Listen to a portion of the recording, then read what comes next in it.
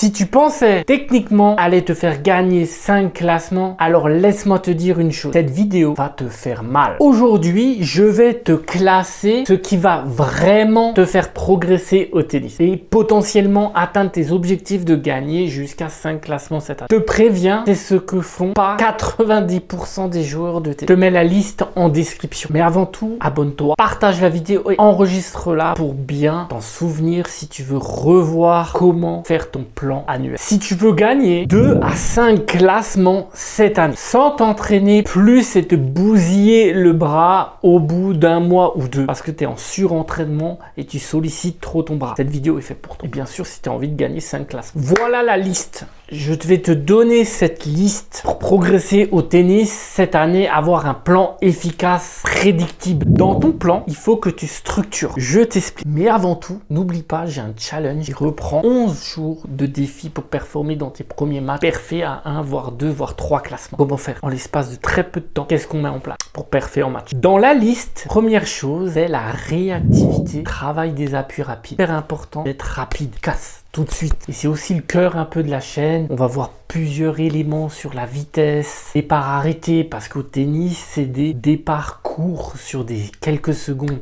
et réagir très vite. Message clé, le tennis, c'est un sport de vitesse et pas de force ou de masse. On n'est pas des bodybuilders. Développement physique sur le terrain. Le point se joue les 3 premiers mètres, les 3 premières secondes. Et ça, c'est important. Tout de suite, démarrer rapide, être efficace. Ça se joue à ce moment-là. La fraction de seconde où ton corps dit je vais à droite, je vais à gauche, je vais vers l'avant, j'ai 2-3 pas à faire, positionner, je dois avoir des appuis fixes, des appuis ouverts, des appuis fermés, des appuis en ligne. Tout ça doit se faire en quelques secondes, même en une fraction de seconde. Et en quelques secondes, je suis sur mon positionnement que j'ai prévu. C'est vraiment des millisecondes de réaction. Papa, ça aille très très vite. Le joueur plus rapide joue aussi plus simplement. La réactivité et aussi le système nerveux. On engage le système nerveux, on engage la coordination, on engage le timing intramusculaire. Il faut vraiment qu'on gagne en vitesse. On veut voler du temps sur l'adversaire. Et si on a un manque de technique, comme on a une avance sur la balle, on a le temps de bien se positionner techniquement. Finalement, le manque de technique, on va le rattraper parce qu'on a le temps.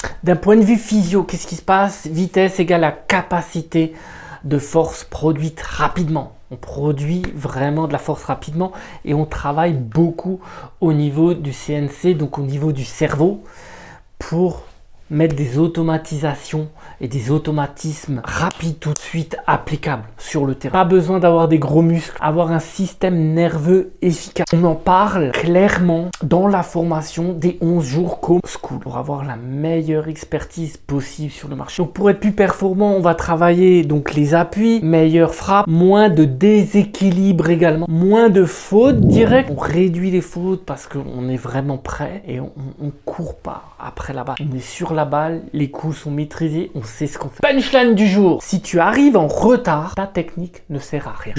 Pour ça, il est important de structurer. Donc ce qu'on va faire, on va voir le plan annuel. C'est la base de tout en fait, le plan annuel. C'est où tu as envie d'aller. Qu'est-ce que tu vas mettre en place cette année? Des séances techniques, des séances physiques, il faut un plan. Et aujourd'hui, malheureusement dans les écoles de tennis, souvent on ne propose pas un plan annuel. On ne propose pas vraiment te dire, ben voilà, t'en es ici, on veut t'emmener là. Il y a tel et tel cycle, on appelle ça des mésocycles, des macrocycles. On aura des cycles dans l'année.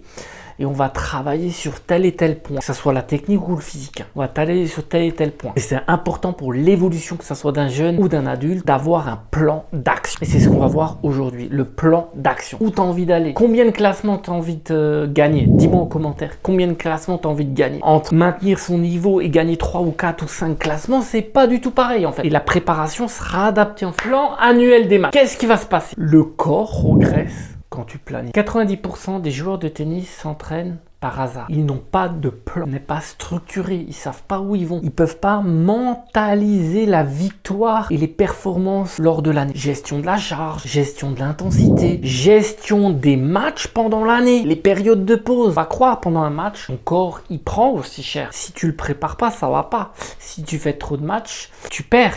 Tu fais des contre-perds. Tout ça, ça se calcule. Ça se maîtrise. Et c'est pour ça que c'est important de mentaliser ton plan. Tu sais où tu vas, comment tu vas, comme un chef d'entreprise. Tu ne fais plus les choses au hasard. Parce que sinon, qu'est-ce qui se passe? Plus de blessures, stagnation, fatigue mentale, blessures à répétition, fracture de fatigue. Fracture de fatigue, c'est souvent quand on est en surentraînement. Ce que font les joueurs qui montent. Qu'est-ce qu'ils font en fait? Eh ben, ils sont structurés, ils ont un plan de match joué, le physique, la technique. Ils sont structurés. Les phases d'intensité. Telle et telle phase, je suis à 70% sur ce type d'entraînement physique. Là, je suis telle et telle phase qui correspond à chaque fois, à chaque phase, à un entraînement spécifique pour aller parfait, chercher des victoires. Les adaptations de période avant un match, tu vas pas faire du fractionné. Tu vas pas faire un marathon juste avant un match. C'est à titre d'exemple, mais c'est important. Avant un match, on va faire un maintien des capacités, même si on travaille le physique. Adaptation des périodes de match, c'est hyper important. C'est pas t'entraîner plus qui va te faire performer. C'est t'entraîner au bon moment, avec les bonnes intensités. La technique. Important, clivant, la technique, tout le monde en parle, tout le monde veut être un super technicien avec un bon coup droit, un bon revers, un super servite à plus de 200. Mais qu'est-ce qui se passe réellement? Quelle importance dans ton jeu réellement? Effectivement, la technique, c'est important. La technique dépend aussi du physique. Je m'explique. Parce que c'est hyper important. On va développer ce sujet qui est hyper important au sujet de la technique. Une bonne technique sans équilibre, rien que l'équilibre du gainage est inefficace. Ce sera pas efficace. Tu seras très vite fatigué, tu auras une perte de précision très vite, même si tu es un gros technicien. Exemple type, quand un footballeur commence le tennis, il gagne bien souvent 3-4 classements sans avoir aucune technique. Pourquoi ? Parce qu'il a un énorme physique et donc son potentiel physique le protège des défaites sur les premiers matchs. Le stress, si tu es en manque de conditions physiques, tu vas être tout de suite très stressé. Ton corps va ramener beaucoup de stress. Tu es en manque d'oxygène. Tu auras un manque élevé d'oxygène, très vite stressé et ta technique va se dégrader. Vérité sur le terrain. Les joueurs qui montent ne frappent pas mieux, mais frappent dans des meilleures conditions. Et si le physique révèle ton vrai potentiel technique. Est-ce que tu es d'accord avec ça? Que si tu as un meilleur physique, tu vas améliorer ta technique parce que tu es plus vite sur la balle. Ta structure musculaire et gainage permettent d'être plus précis pendant l'impact et où tu as envie de mettre la balle. Est-ce que tu es d'accord avec ça? La musculation, très grand sujet chez les joueurs de tennis. Alors, il y a deux écoles, il y en a qui n'aiment pas du tout la muscu, d'autres affectionnent la muscu et on va en discuter parce que c'est un sujet très important dans la matière de préparation. Je vais te donner mon avis, ce que j'en pense, étant préparateur physique et je vais te donner des clés. Être fort techniquement et lentement ne sert à rien au tennis. En matière de développement, je vais développer pour que tu comprennes bien ce qui se passe. Trop de salle égale rigidité. On est en perte de vitesse parce qu'on a pris trop de masse musculaire. Quand on prend trop de masse musculaire,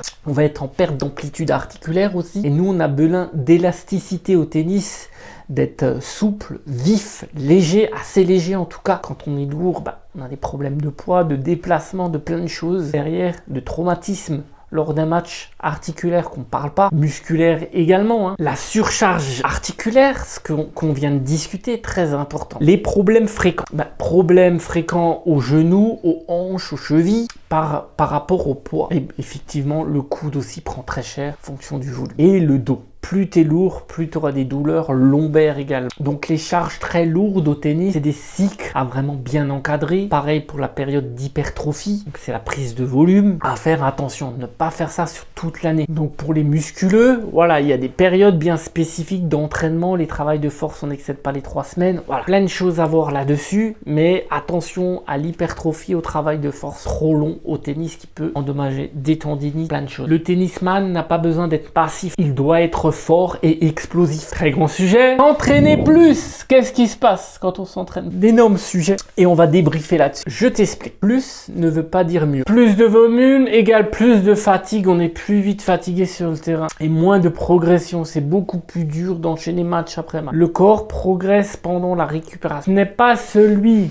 qui s'entraîne plus qui gagne. C'est celui qui s'entraîne intelligemment, qui se protège, qui a la capacité à tenir dans le temps. Et c'est lui qui récupère mieux entre les matchs. Donc, si tu as besoin d'un vrai challenge pour performer en match, en bas de la vidéo, il y a le lien School. Tu t'inscris. Je t'accompagne entre School et WhatsApp pour avoir un coaching personnalisé pendant 11 jours avec moi. Si tu veux travailler la réactivité, les appuis explosifs, puissants, on fait le point ensemble, sans te cramer. L'idée, c'est sans se cramer, tenir une saison et performer tout au long de l'année. Avoir une vraie structure, un plan de travail. J'ai créé ce défi 11 jours pour performer en match, pour que tu aies tout de suite des résultats qui soient atteignables pour toi, mais aussi qui soient prédictibles, mais actionnables tout de suite pour que tu vois ce que je te propose, ça fonctionne. Ce qu'il faut savoir, c'est que c'est des séances courtes que je t'apporte pour la préparation dans le challenge. C'est très court, concis. Tout est lié à la pédagogie d'enseignement. Comment tu peux actionner tout de suite et en 11 jours être déjà prêt. À partir du 11e jour, si tu veux, on peut se voir en call et on peut préparer ensemble le prochain tournoi. Voir comment on peut faire pour optimiser un maximum, que tu sois dans les meilleures dispositions. Une fois que tu as compris les bases pour te préparer pour un match. Séance courte en mobilité, cardio intelligent, en échauffement. Tous ces éléments sont à ta disposition. Des gens vendraient une fortune pour ça. Moi, je te l'offre. Et je t'accompagne gratuitement parce que j'aime ça. Tu auras une structure claire, précise. Un vrai accompagnement. En même temps, tu pourras un peu me tester un peu ce que je sais faire. Et puis moi, ça me fait plaisir de t'aider. Les résultats crédibles, ça veut dire quoi? C'est qu'est-ce qu'on peut faire ensemble. Donc cette année, on peut gagner entre 2 et 5 classements ensemble avec la méthodologie que je te propose.